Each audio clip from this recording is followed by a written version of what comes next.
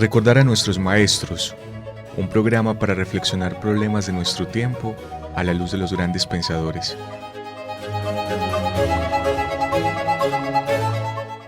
Dirección: Carlos Mario González, profesor de la Universidad Nacional de Colombia, sede Medellín.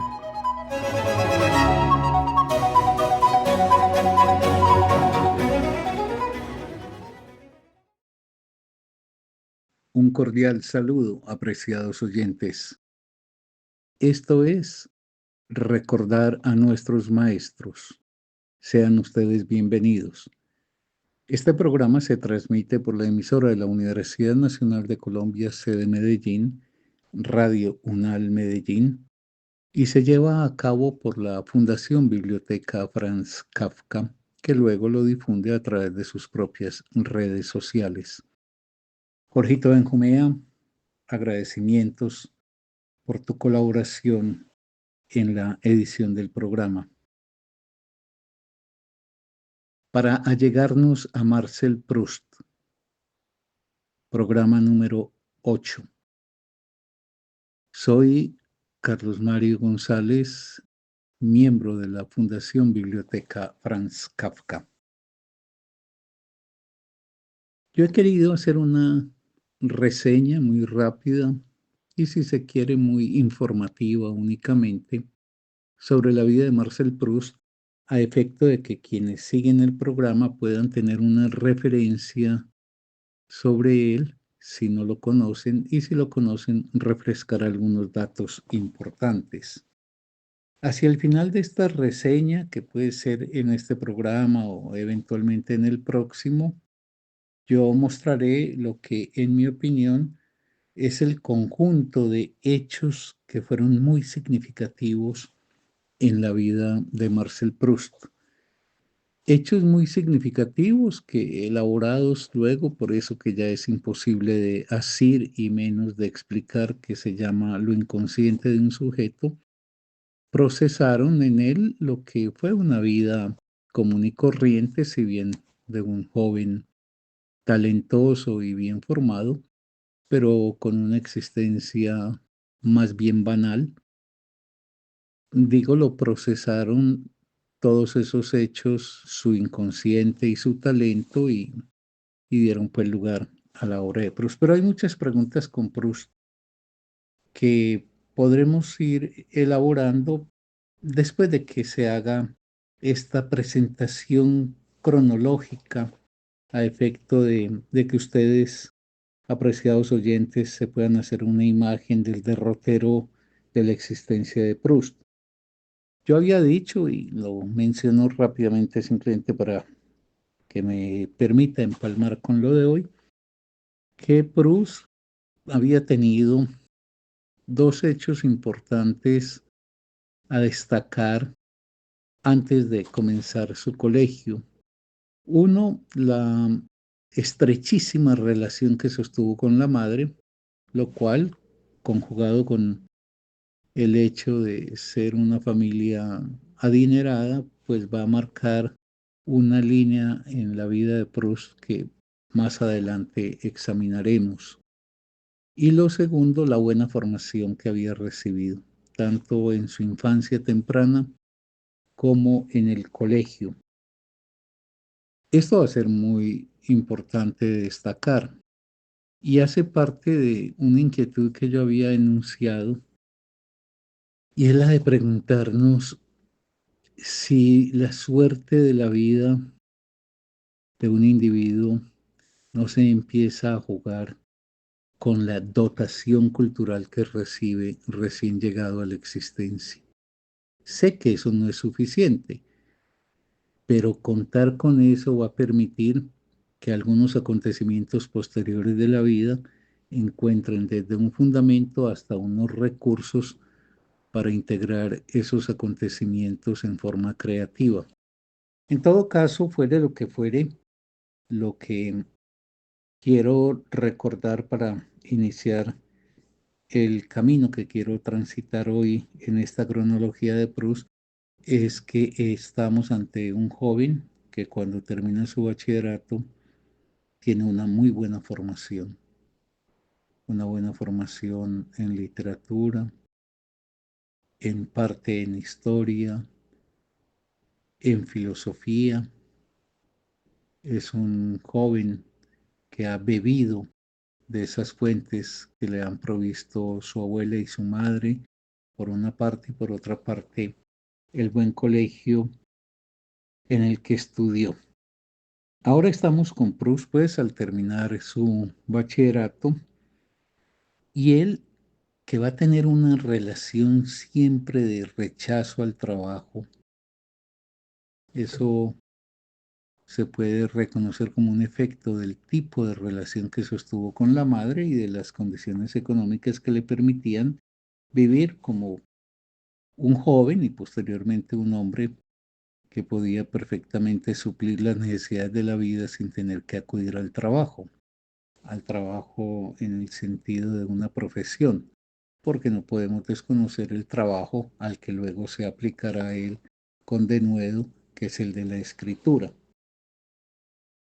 Pero al terminar el bachillerato, el padre, que había, como se dice popularmente, sacado la mano frente al hijo, que consideraba que la relación con ese muchacho no era posible ser intervenida por él. El padre de alguna forma se desdibuja como figura de autoridad frente al hijo y el hijo queda embargado en ese sentimiento simbiótico con la madre, mientras el padre acentúa su interés sobre el segundo hijo, sobre Robert.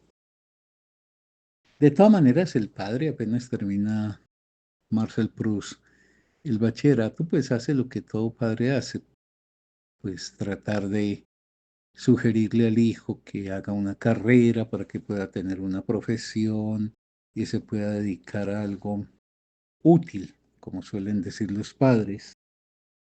Proust, más porque es el deber social y porque es un pedido que viene de su familia, particularmente del padre, pero también señalado por la madre, decide entrar a una carrera universitaria y hace estudios simultáneamente en Derecho y en Ciencias Políticas. Pero él hace eso como un asunto formal. Ahí no hay ninguna pasión, ahí no hay ninguna convicción. Él estudia mecánicamente eso y efectivamente, pues la vida posterior lo irá a mostrar que él no hace uso absolutamente para nada de eso. Mientras tanto, se sostiene en eso que ya había mencionado en el programa anterior, que va a ser algo que lo cautivará a él, y es el acceso a ese mundo de los aristócratas y de la burguesía, a esos salones, a esa vida palaciega, esa vida de las grandes figuras, de los nombres reputados, de los títulos nobiliarios, de la holgura económica. Eso es, vuelvo a decirlo, algo muy importante de destacar en Proust, porque ese punto al que él le dedicará mucho tiempo en la vida, a un mundo que conjugaba, si de un lado un cierto nivel cultural, porque en esos salones, también lo había yo formulado, pues se conversa sobre arte o se ejecuta arte, por ejemplo, musical o se lee poesía, se conoce a figuras más o menos prestantes de la vida intelectual, digámoslo, con esa cosa de hacer pose en esos mundos que son mundos de la pura representación formal, de la ostentación, de la vanidad. Ese es un mundo pues que conjuga de un lado unos toques culturales, pero de otro lado es un mundo banal, un mundo de la hipocresía, un mundo donde no hay ningún tipo de sinceridad en las apuestas vitales que allí se encuentran. Y sin embargo, Proust a eso le va a dedicar muchísimo tiempo son días y permanentemente asistiendo a esas fiestas, a esas veladas, a esas comidas, en algo que uno podría, pues, desde afuera y pasado mucho tiempo preguntarse, ¿y este muchacho cómo perdía el tiempo de la vida en eso?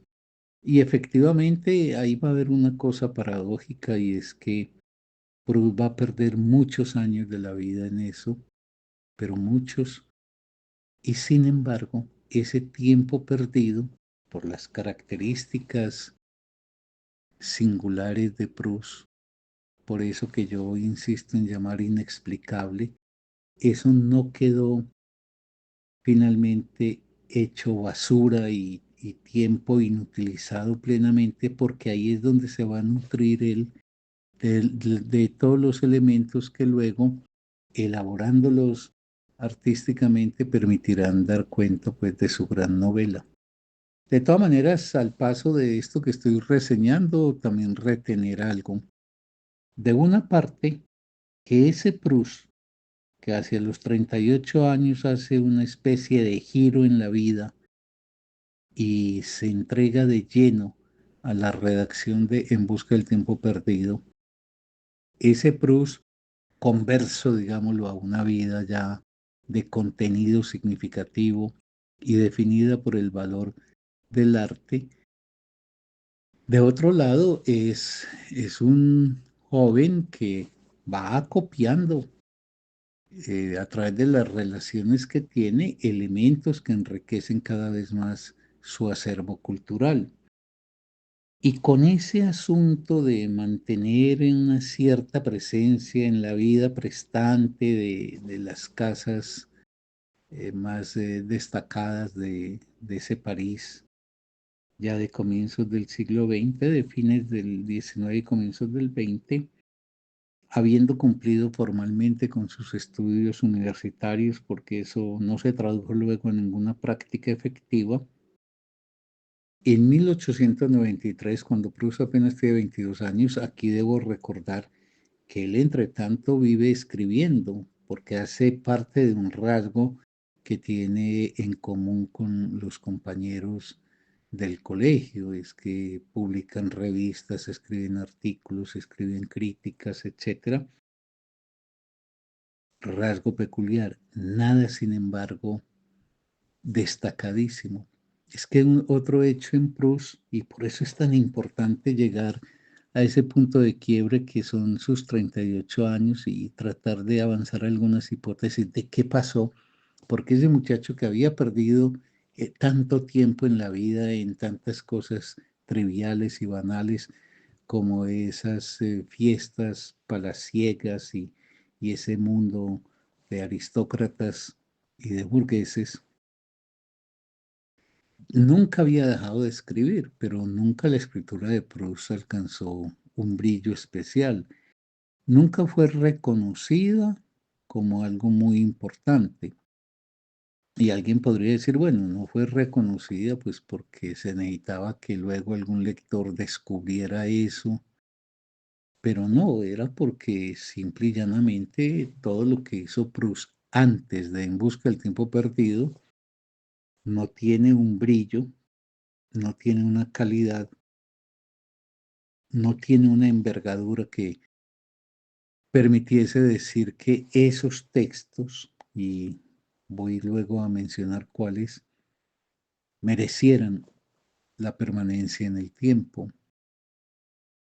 Ya lo he planteado, las obras previas a En busca del tiempo perdido, hoy las conocemos por la sombra que sobre ellas proyecta En busca del tiempo perdido, pero no porque esas obras previas tuviesen un gran valor. Ojo, era un hombre que escribía muy bien, tenía un gran dominio del lenguaje, mucha limpieza para escribir, era un hombre pues respetuoso de toda la normativa que rige una buena escritura, pero escribir en términos correctos no quiere decir que de eso resulte necesariamente una obra que merezca la permanencia en el tiempo. Pero ese asunto dejémoslo para que lo abordemos más adelante, pero en lo personal para mí es muy inquietante en eso que yo he planteado de cómo se procesa un escritor y cómo resulta a veces incluso de la basura de la vida en un momento dado, gracias a eso que hay que llamar el talento artístico, esa basura de la vida termina siendo el material sobre el cual se produce una gran obra. En esto hay un eco de lo que pasó con Freud, pero obviamente el proyecto de Freud era en un ámbito distinto al artístico.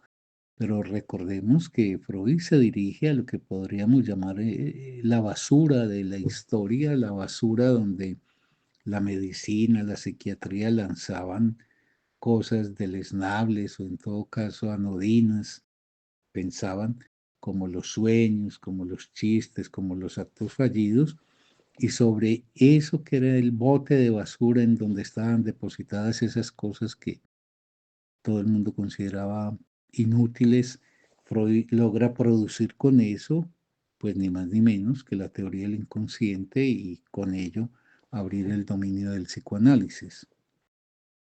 En Proust pasa algo con cierto parecido y es que toda esa vida donde él se mueve en esos mundos distinguidos, lo que va aconteciendo es que, a diferencia quizás de sus otros compañeros y en general de la gente que se movía en esos mismos salones, algo va quedando en Proust que luego, cuando se produce una fractura en su vida, que es una fractura que examinaremos, se vuelve el material con el cual él elaborará esa imperecedera obra que es En busca del tiempo perdido. Pero entonces estaba diciendo que en 1893, cuando Proust apenas tiene 22 años, dentro de ese afán por conocer gente importante y porque le abren las puertas pues de las grandes casas, él conoce a un poeta que es un aristócrata al mismo tiempo, un conde, Robert de Montesquieu, no confundirlo con Montesquieu. Este Montesquieu termina en Q-U-I-O-U. Montesquieu termina en EU. Robert de Montesquieu, que es un hombre mediocre y ridículo. Es muy importante porque escribe permanentemente, pero escribe absolutas mediocridades, naderías. Es un hombre absolutamente petulante, engreído. Y hay una cosa ahí muy extraña, y es que Proust se relaciona con él bajo unas condiciones de sumisión absoluta. Son increíbles las afrentas que le realiza Montesquieu, incluso las humillaciones, los vejámenes, y Proust nunca abdica de esa relación. La va a mantener hasta el final de la vida de Montesquieu, que es más o menos por la época en que muere el mismo Proust. Esto lo quiero señalar porque es muy raro. Uno podría decir, bueno, sí, Montesquieu le habría, porque hacía parte pues de esas, él sí de esa gran aristocracia, Montesquieu le podía abrir esas puertas. Y sin embargo, la relación que tuvo este conde con nuestro autor no le propició la apertura, como lo esperaba Proust, de esos sitios que él anhelaba tanto, no obstante lo cual, Proust no se desliga nunca de él, y pese a que es un mediocre, porque es de una mediocridad absoluta como escritor y fungía como poeta y como ensayista, y en la lógica de ese envanecimiento y prepotencia que tenía, Proust lo adula. Ese es un rasgo que tiene Proust, que muchas veces adulaba a gente que escribía sin que realmente hubiera un mérito en la obra. Había algo en Proust muy complicado y es que buscaba la satisfacción del otro y que el otro, por decirlo en forma, si se quiere, silvestre en términos del psicoanálisis, se relacionaba con el otro bajo una demanda de amor. Es decir, Proust hacía comentarios gratificantes a obras mediocres, cosa que sería pues de cuestionar porque uno podría pensar que la sinceridad debería anteponerse a los intereses que le pudiera deparar el satisfacer a aquel que había escrito. Con Montesquieu pasa permanentemente, como es tan mediocre y Proust no para de elogiarlo en cartas, a veces hace columnas de presentación de algún texto de Montesquieu. Y si bien él le propicia cierta relación con el gran mundo, no es tampoco una relación tan amplia como hubiese esperado el mismo Proust, pero ahí hay algo en la personalidad de nuestro autor que pues queda como una pregunta. Esto a mí me interesa también mostrarlo, no tanto por lo anecdótico como por señalar cómo un gran artista está hecho de muchas cosas que no son necesariamente ideales. Porque uno tiende a pensar que un artista por el talento, un artista pues de dotes extraordinarias, por su talento, tendría una coherencia en la vida que sería algo así como consecuente todo lo que hace con la obra que luego nos deja. Pero no es así. Un hombre como Proust es una muestra de que el gran artista está hecho de cosas loables y de cosas miserables, que no necesariamente su vida personal se corresponde con la grandeza de su obra. Yo creo que eso es lo más constante. En ese sentido, alguien como Kafka, por ejemplo, es más bien una excepción. Alguien que es tan coherente entre su vida y su obra, que es tan admirable en la una como en la otra, pero eso es más bien algo no usual. Proust mostraría una vida llena de caminos erráticos, de relaciones empobrecidas, de vida dilapidada, y sin embargo, con toda esa materia prima, mediocre, etcétera, es de donde él va a tomar para ofrecer creativamente, con sus dotes de hombre genial, la obra, pues, de la que nunca se cansa uno de hacer elogios. Se diploma finalmente en la universidad, pero no quiere trabajar. Eso es algo en Proust marcado. El trabajo le espanta. Proust, se puede decir aquel dicho popular de que no le dio una palada a la tierra, que nunca trabajó y por ende que como un hijo mimado, contemplado, con todo resuelto, tenía una relación con el dinero caracterizada por el derroche, porque cuando alguien no tiene conciencia de cómo se logra el dinero y el trabajo que está implícito en la adquisición del mismo, tiene como inconscientemente la idea de que el dinero siempre estará ahí. Quien sabe conquistar el dinero sabe que el dinero en ese sentido cobra unas exigencias, gastarlo sensatamente, etcétera. Proust no, Proust va a ser, para decirlo así, un hombre que ha sido muy mimado por la vida, caprichoso y que nunca tiene una relación con el trabajo.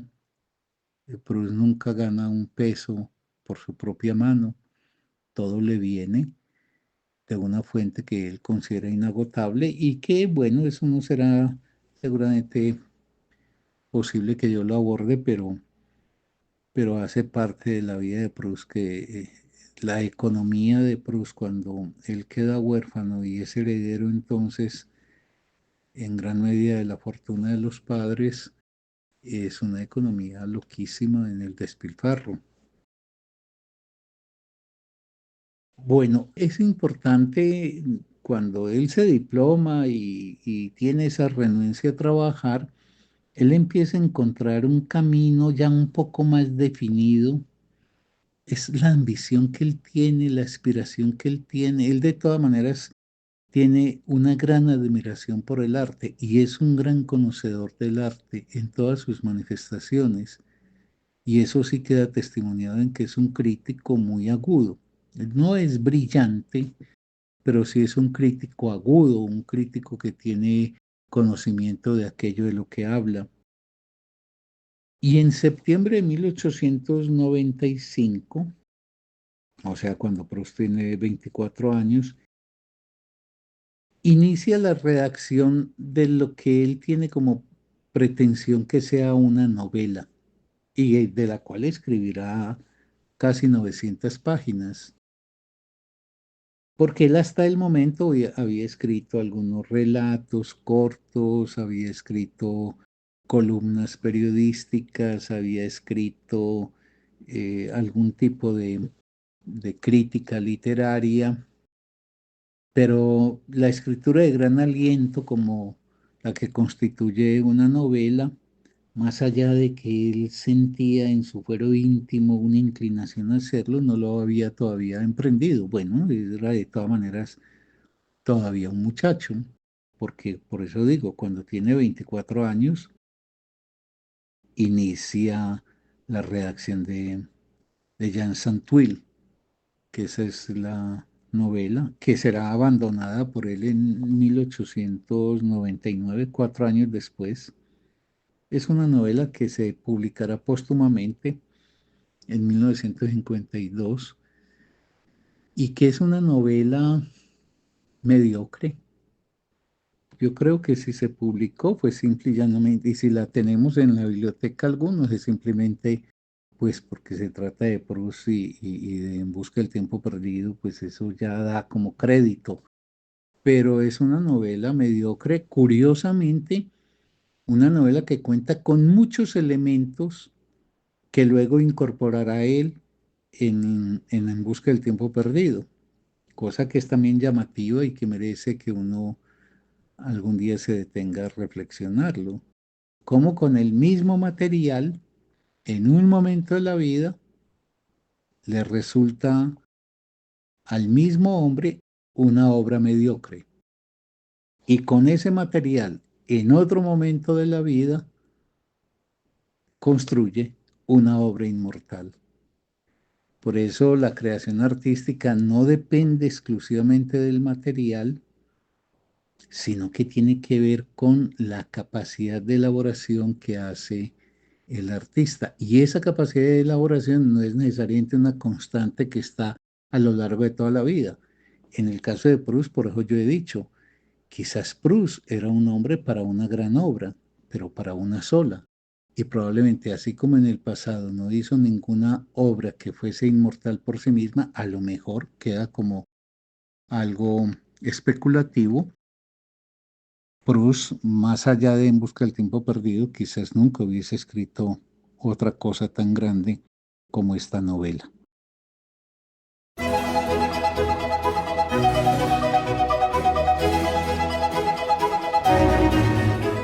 Recordar a nuestros maestros, un programa para reflexionar problemas de nuestro tiempo a la luz de los grandes pensadores.